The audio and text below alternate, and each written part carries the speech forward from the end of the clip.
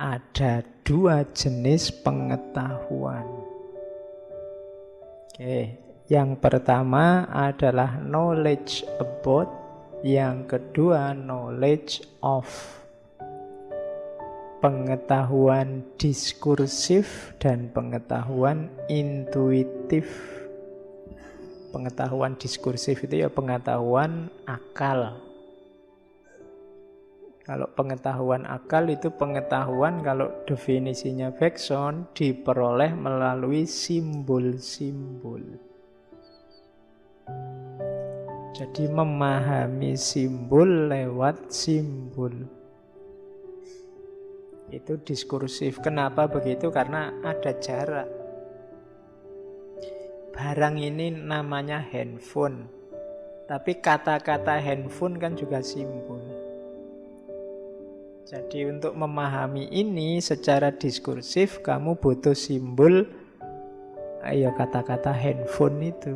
Berpikir itu kan kategori-kategori kata, kategori-kategori simbol ada di kepalamu semua. Malam ini tidak hujan. Malam itu juga simbolik, hujan itu juga simbolik. Jadi jenis pengetahuan yang berjarak karena dia ada di luar diri. Itu namanya pengetahuan diskursif. Lawannya pengetahuan intuitif. Ini pengetahuan of.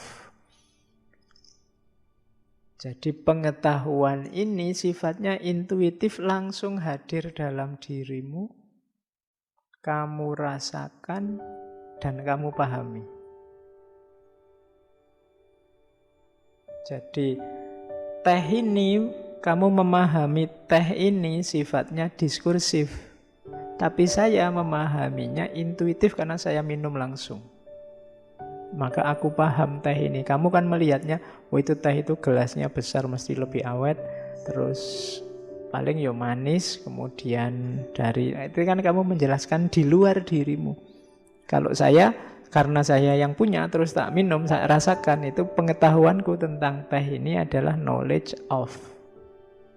Pengetahuanmu tentang teh knowledge about. Makanya ini mirip dengan Ghazali waktu ngomong Risalah Ladunia. Ada ilmu husuli, ada ilmu huduri. Ilmu huduri itu knowledge of ini, ilmu yang hadir dalam dirimu. Kalau knowledge about, misalnya pedas, kamu jelaskan pedas itu apa dan seterusnya. Tapi knowledge of, untuk ngerti pedas kamu ambil lombok terus kamu makan. Oh gini tuh pedas itu. Kamu yang hanya kayak tadi ya, berteori tentang pacaran, itu knowledge about. Pengetahuanmu tentang pacaran. Tapi kamu yang sudah punya pacar sendiri, pengetahuanmu tentang pacar itu knowledge of. Jadi ada dua jenis pengetahuan. Yang kedua biasanya dianggap lebih valid.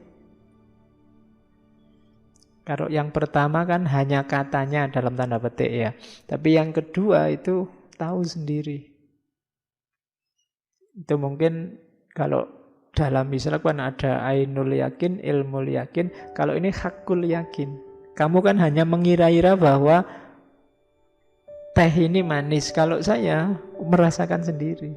Kalau saya hakul yakin. Kalau kamu mungkin ainul yakin atau paling tinggi ilmul yakin.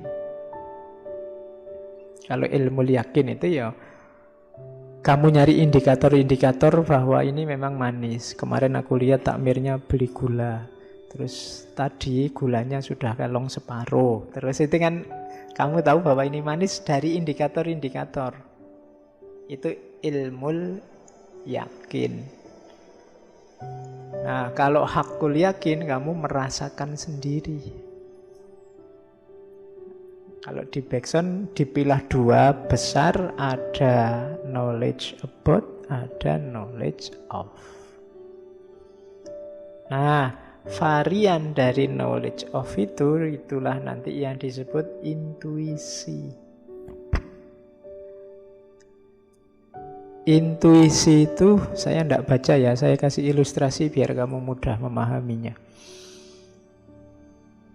Misalnya kamu nanti pulang, harusnya kalau jam-jam 10 malam ke atas itu sepi. Tapi begitu kamu keluar nyampe lampu merah, kok rame orang. Begitu kamu mau maju, loh kok banyak orang terus. Wah, bahaya ini. Jangan deket-deket ini aku. Informasi bahwa itu bahaya, jangan deket-deket. Ini kan muncul di kepalamu tanpa kamu sengaja. Tiba-tiba muncul itu. Kamu kan nggak mikir, nggak mengalkulasi, tiba-tiba, wah bahaya ini. Informasi itu datang, itu coraknya namanya intuitif. Dari intuisi. Jadi intuisi itu pengetahuan yang muncul di kepalamu, yang dia lahir tidak secara sengaja. Meskipun itu nanti ada penjelasannya kalau di belakang, tapi pertama-tama dipahami itu dulu. Sama kayak kamu misalnya tiba-tiba perasaanmu ndak enak. Waduh, mau berangkat ngaji tapi rasanya kok ndak enak ya. Mungkin orang menyebutnya firasat.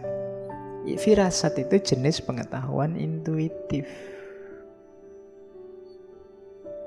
Jadi intuisi itu pengetahuan yang muncul dalam dirimu tanpa diupayakan tadi oleh akal, oleh panca indera. Meskipun nanti ada hubungannya. Tapi pertama-tama dipahami itu. Dalam dirimu ada kualitas intuisi itu. Kadang-kadang orang mikirnya kemana, dapatnya apa.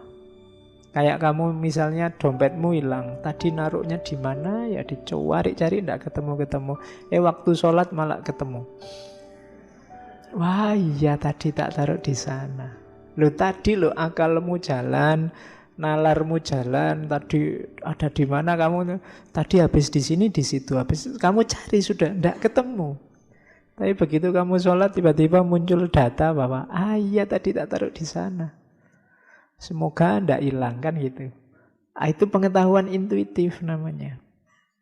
Jadi dia muncul tidak dalam rangka serius kamu pikir terus muncul, tapi tiba-tiba saja muncul dia. Itu namanya pengetahuan intuitif. Kalau bahasanya Bergson ini kayak insting, tapi sifatnya sadar. Kalau insting itu kan tidak disadari. Kalau intuisi itu kamu sadari. Kalau insting itu kan misalnya kamu yang laki-laki tiba-tiba suka sama perempuan, itu kan insting sifatnya. Kamu tidak pernah belajar bahwa saya laki-laki berarti saya harus suka perempuan. Tapi otomatis saja itu insting. Hewan juga punya insting. Di level insting kita sama hewan sama. Nah, kalau intuisi itu kayak insting gini tapi disadari. Beda sama hewan. Kalau hewan kan tidak disadari. Jadi intuisi itu insting yang menjadi sadar. Jadi dia muncul terus kamu sadari, oh iya ya. Berarti di sini ada bahaya ini, aku harus minggir ini. Nah, itu jenis pengetahuan itu intuisi. Saya bilang tadi dunia modern itu agak memandang sebelah mata episteme ini. Makanya kamu tidak cerdas ketika berhadapan dengan, kalau orang zaman dulu firasatnya kuat. Makanya ada hadis itu, hati-hati dengan firasatnya orang mukmin. Kenapa? Tembus. Dia bisa membaca yang tidak terbaca. Kalau di Jawa orangnya disebut waskito. Ya. Cuma khazanah-khazanah semacam ini kan banyak hilang hari ini. Kenapa? Ilmumu tidak nyinggung ke sana. Ilmumu hanya empiris, rasional. Kalau di kampus juga kan tidak laku intuisi. Kalau kamu bolos kuliah, kok nggak masuk kuliah? Kenapa? Perasaan saya nggak enak tadi, Pak.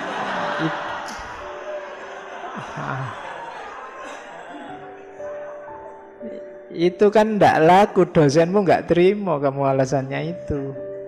Saya sudah mau naik motor, tapi kok rasanya ada yang ndak enak perasaan saya, Pak, khawatir saya. Lah itu ndak diterima sama dosenmu. Padahal mungkin yang kayak gini-gini itu firasat beneran. Kadang-kadang kan ada, nanti ada penjelasannya di background di belakang. Kenapa penting ini harus hidup. Ya, karena rasio saja itu susah. Jadi intuisi itu insting yang menjadi sadar. Kalau akal itu urusannya materi, kalau intuisi ini urusannya batin dan kehidupan secara hakiki. Oke. Tambahi satu lagi. Caranya tadi kalau intuisi itu langsung, non konseptual. Hubungannya apa sama akal? Jadi gini, kalau penjelasannya secara sains nanti beda sama agama. Kalau menurut agama, informasi intuitif itu tadi ya langsung dari Allah. Makanya wahyu, ilham untuk para wali, wahyu untuk para nabi itu sifatnya intuitif, tidak belajar dapat. Ilmu laduni itu kan tidak belajar dapat. Tadi misalnya, kok ngerti bahwa ada bahaya, itu dari Allah yang mengingatkan. Itu kalau dalam agama. Kalau secara ilmiah seperti dijelaskan Bergson ini, tidak ada unsur supranaturalnya, tapi itu adalah pembacaan hasil timbunan bawah sadar.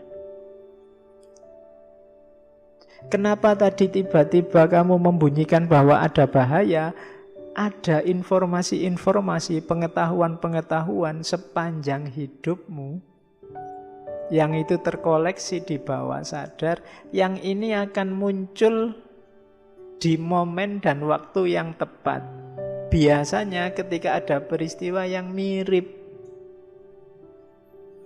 Kenapa tadi begitu ada orang rame-rame terus muncul di kepalamu, bahaya ini bahaya. Itu dalam sejarah hidupmu ada peristiwa yang mirip kayak gitu. Entah kamu yang ngalami atau kamu lihat orang lain ngalami itu, atau kamu lihat TV ada peristiwa begitu, yang kalau ada rame-rame gitu bahaya. Jadi itu timbunan bawah sadarmu. Sama kayak kamu tiba-tiba ketemu sopo wis, yang cowok jalan ketemu cewek, kayaknya kita pernah ketemu ya. Wah, intuisi ini mesti kan ngono. Ya, dari Allah ini mesti. Mungkin begitu. Tapi kalau ditelusuri, kalau versi ini mungkin ada informasi-informasi, pengetahuan-pengetahuan lama di bawah timbunan sadarmu tentang perempuan semacam itu, wajahnya mirip itu, dan atau entah apanya yang mirip sehingga kamu merasa pernah melihat. Mungkin di mimpi, mungkin kapan ketemu masa kecil, mungkin cuma kamu lupa. Jadi ya kayak teorinya Freud itu kan, akal itu ada level sadar, bawah sadar, atas sadar. Yang bawah sadar ini kan berpengaruh, cuma kita tidak tahu ada itu, dia kerja terus sebenarnya. Nah, lahirnya kalau di versi Bergson ini, pengetahuan intuitif itu munculnya dari koleksi-koleksi bawah sadar. Makanya nanti ada teori tentang ingatan. Itu yang harus kita cermati. Jadi dalam diri kita ada ternyata intuisi. Itulah yang mungkin kalau dilanjutkan kayak teorinya Sartre itu kan, orang itu sebenarnya hanya nyari yang cocok dengan pandangannya. Kenapa? Timbunan di bawah sadarmu sudah banyak. Mungkin tidak pernah dengerin ngaji semacam ini, begitu dengar, iya ya, kok saya cocok sama ngaji ini. Itu sifatnya intuitif. Kemungkinan ada timbunan bawah sadar yang kamu sukai yang semacam ini dulunya. Yang sekarang kamu tidak nemu-nemu, ketemunya ini. Sementara yang lain suka yang lain. Itu makanya selera musik misalnya, kamu kan heran, Pak, saya itu pinginnya musik rock kok Pak, tapi kok yo nyamannya sama dangdut terus ya Pak, misalnya. Oh itu mungkin ada pengalaman-pengalamanmu sebelumnya, timbunan-timbunan sebelumnya yang kamu tidak sadar. Mungkin zaman dulu di kampung kamu masih kecil, ibumu atau tetanggamu yang diputar dangdut, terus mau tidak mau ada memori tentang dangdut di kepalamu.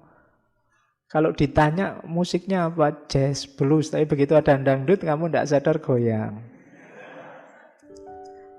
Ya, itu sifatnya intuitif. Jadi alat ini yang di zaman modern tidak laku padahal penting. Di barat ya, kalau di timur kan ini hidup terus. Di tradisi spiritual, tradisi agama-agama timur ini hidup.